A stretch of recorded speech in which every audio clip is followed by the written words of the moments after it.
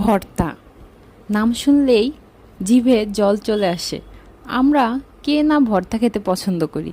আমরা সবাই ভর্তা খেতে অনেক বেশি পছন্দ করি।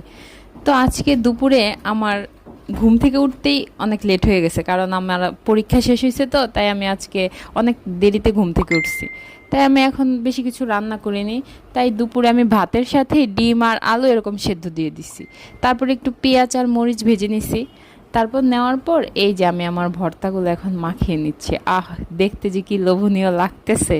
অলরেডি এগুলো খেয়ে আমার পেটে হজমও হয়ে গেছে এখন। তো দেখেন, এভাবে আপনারা আলু ভর্তা, ডিম ভর্তা কে কে খান? আমার আলু ভর্তা মাখা ডান। এবার আমি ডিম ভর্তাটা মেখে নিচ্ছি। ডিম ভর্তা মেখে নিয়ে আমি খাবো। এর প্রতিটা বাইট আমার জিভে, আহ